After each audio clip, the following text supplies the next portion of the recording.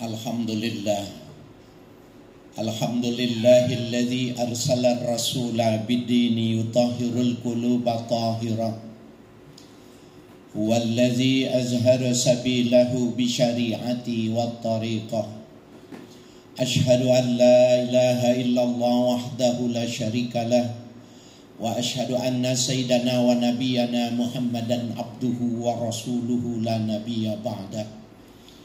Allahumma salli wa sallim wa barik ala nabina Muhammadin khairil bariyah wa ala alihi wa sahbihi du'ati bil qur'ani wa sunnah. Amma ba'du, faya ayuhal hadiruna ittaqullaha haqqa tuqatih wa la tamutunna illa wa antum muslimun.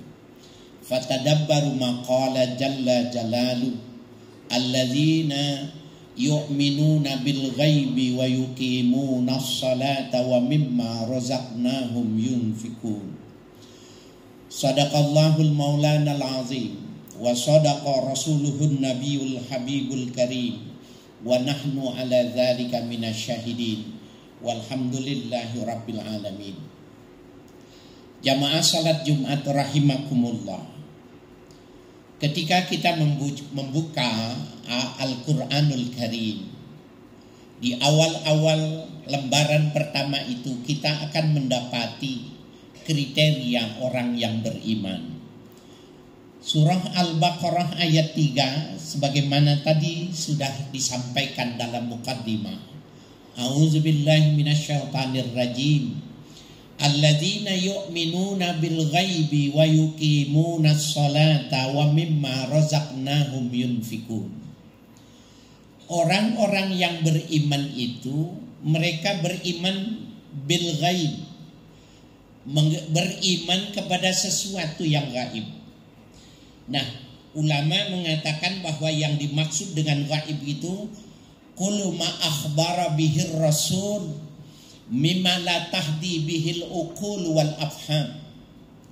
Gaib itu setiap sesuatu yang diberitahukan oleh Rasul tetapi tidak bisa dicerna oleh otak, tidak bisa dicerna oleh intelektual dan pemahaman. Jadi ketika kita berbicara Allah itu ada, maka itu sudah suprarasional. Dia tidak bisa dibenarkan dengan akal, tapi dia dibenarkan oleh nurani. Nah, kita beriman kepada Allah, beriman kepada hari kemudian, beriman adanya neraka dan sorga, semua adalah suprarasional. Orang yang beriman kepada Allah, maka harus refleksinya pada dua hal berdasarkan ayat ini. Yuqimunas shalah. Mereka itu mendirikan sholat. Wa mimma razaqnahum yunfikun. Dan dari sebagian rezeki yang kami berikan, kata Allah. Jadi Bapak sekalian, ayat ini menegaskan bahwa yang kita punya bukan usaha kita. Dari mulai tenaga pada tubuh kita, dari semua rekayasa, semua intelektual, kemampuan dan keberhasilan itu kami yang memberikannya, kata Allah. Wa mimma razaqnahum yunfikun. Dan sebagian yang kami berikan kepada mereka, mereka nafkahkan. Nah, sholat dan menafkahkan harta itu tidak bisa dipisah. Ada orang yang tertipu, sholatnya bagus luar biasa. Malam dia lakukan sholat, tetapi dia tidak mau bayar pajak. Orang ini tertipu.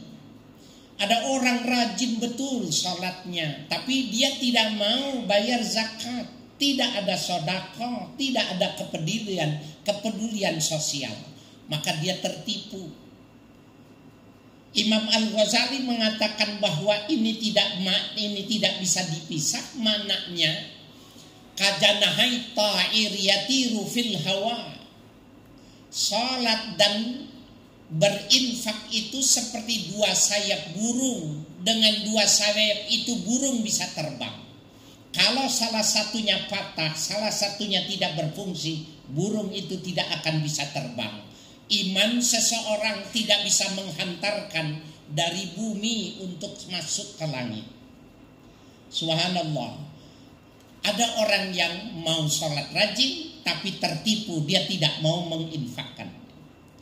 Hadirin sekalian yang berbahagia, apa yang dimaksud dengan infak? Ulama mengatakan al-infak ikhrajul mal minal yadi, mengeluarkan harta dari tangannya.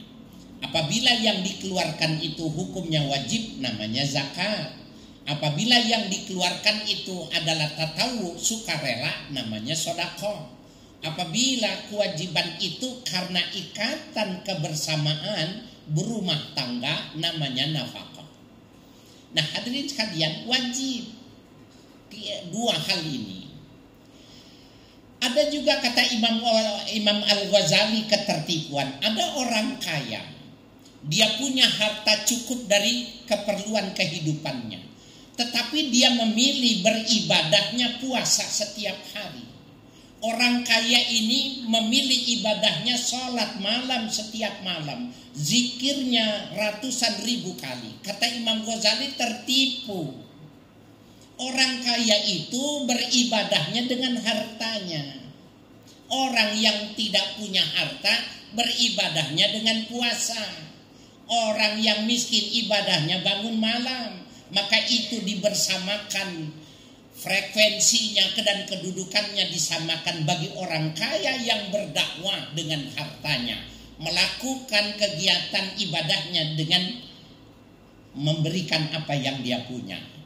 Jadi salah, kata Imam Ghazali, orang itu tertipu ketika dia punya harta tetapi ibadahnya tidak menggunakan modal. Hadirin jamaah salat Jumat rahimakumullah. Ibadah yang bersifat sosial, ya. Jadi iman dalam dimensi sosial ini menjadi ukuran. Pada masa Khalifah Abu Bakar, orang-orang yang semula pada zaman Rasulullah, mereka itu mau membayar zakat, mereka malas membayar zakat. Puasanya setiap hari, ibadah malamnya tidak ditinggalkan, tapi mereka tidak mau bayar zakat. Mereka itu tidak mau mengeluarkan sedekah. Maka diperangi pada masa Khalifah Abu Bakar. Karena kerasnya yang diperangi oleh Abu Bakar, orang yang lembut perkataannya, orang yang lembut sikap dan perbuatannya, tetapi keras ketika memerangi orang tidak mau melakukan membayar zakat dan bersedekah. Sayyidina Umar mengambil kepentingan dan dia menegur kepada Sayyidina Abu Bakar bahwa jangan kau tekan umat Islam untuk mengeluarkan zakat, bahwa sesungguhnya zakat itu ma tayassara minkum, sebagaimana kemampuan seseorang bisa untuk melakukan.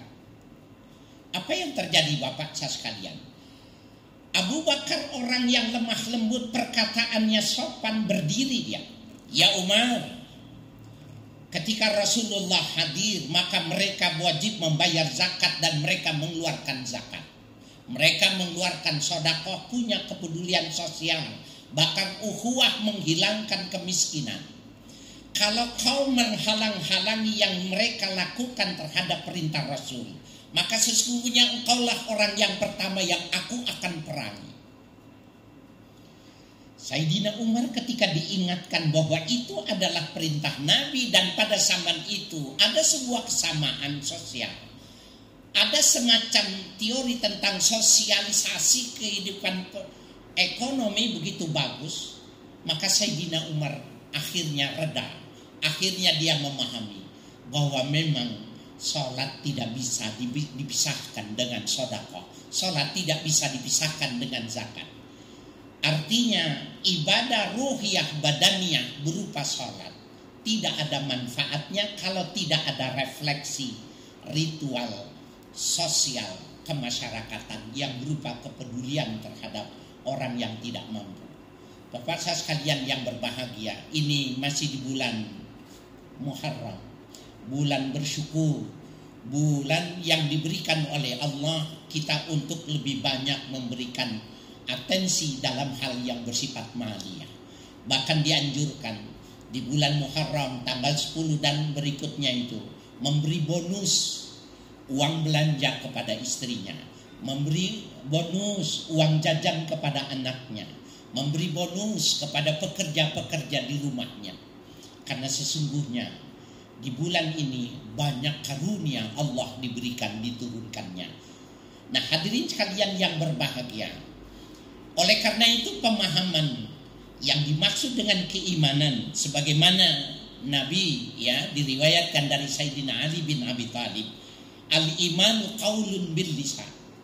Beriman itu ketika seseorang mengikrarkan diri dengan lidahnya, wa amalun bil arkan, diekspresikan dalam buat perbuatan yang nyata, wa yakinun bil jinan, dan dia meyakini dengan hatinya bahwa nanti akan mendapatkan balasan di sisi Allah Subhanahu wa ta'ala.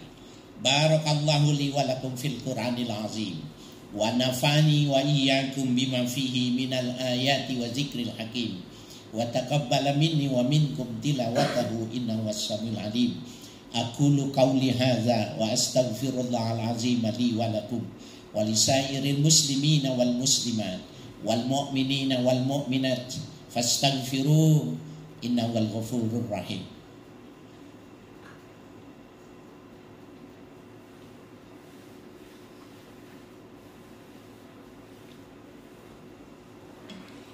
Alhamdulillahillazi ja'alal jum'ata sayyidal ayyami lil muslimin wa aksaras sawaba wal hikama lil amilin wa khasaratan lil kusala wal ghafilin.